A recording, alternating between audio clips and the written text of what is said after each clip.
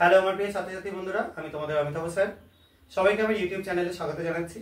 আজকে এখানে আমরা কিছুটা জিঙ্কের ছিবড়ে রেখেছি, সেখানে জেডেন আছে এবং এগুলো ব্যাটারি থেকে পাওয়া টুকরো টুকরো অবস্থায় রাখা অংশ। এবার এইগুলোকে আমরা দুটো পৃথক অ্যাসিডে যোগ করব। এখানে আমি কিছুটা 60% HCl রেখেছি, ডাইলিউট HCl অর্থাৎ লঘু HCl, আর আরেকটা আমরা মানে কন্টেনারের মধ্যে কিছুটা নেব কনসেন্ট্রেট নাইট্রিক অ্যাসিড। ঠিক আছে, এবং দুটো নিয়ে আমরা এই এক্সপেরিমেন্টটা করে দেখব। জিঙ্কটা দুটোতেই যোগ করব, দুটোকেই উত্তপ্ত করব এবং দেখব কি কি পরিবর্তন ঘটে। তো আমি প্রথমে প্রিন্সকে ডেকে নিচ্ছি, প্রথমটার মধ্যে কিছুটা জিঙ্ক যোগ করে হাতে তুলে।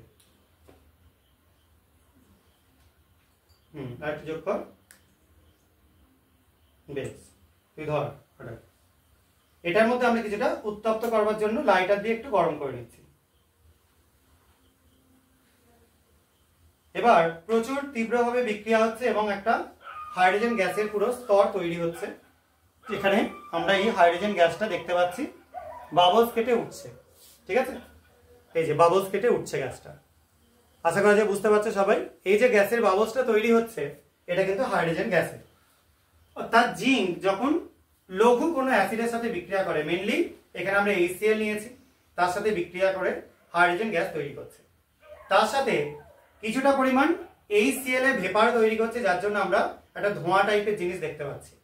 এটা কিন্তু HCl এর ভেপারও এর সঙ্গে তৈরি হচ্ছে। তো এটা হলো জিঙ্কের একটা টেস্ট। এবার আমি অপর্ণাকে ডেকে নিচ্ছি। অপর্ণা একবার আর আচ্ছা অনুষ্কা এর মধ্যে কিছুটা মেটেরিয়াল ঢেলে দে। নাইট্রিক অ্যাসিড এখানে আছে কনসেন্ট্রেট, খুব সাবধানে ঢালবি, গায়ে ঠেকিয়ে ঢালবি, মুখে ঠেকিয়ে, আঙুলে যেন না পড়ে।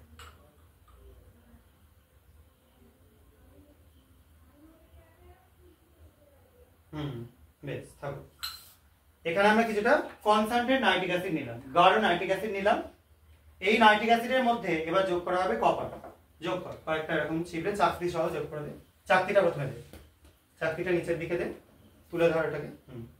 আস্তে আস্তে গায়ে গায়ে, হ্যাঁ বেশ। আর দিয়ে দে, দিয়ে দে, বেশ। দেখো দারুণ সুন্দর ব্রাউন কালারের একটা ভেপার তৈরি হচ্ছে। আমি ব্যাকগ্রাউন্ডে সাদা রং দিয়ে দেখাচ্ছি, দেখতে পাচ্ছ? ইনস্ট্যান্ট টকবক করে ফুটছে এবং ব্রাউন কালারের একটা ভেপার উঠছে।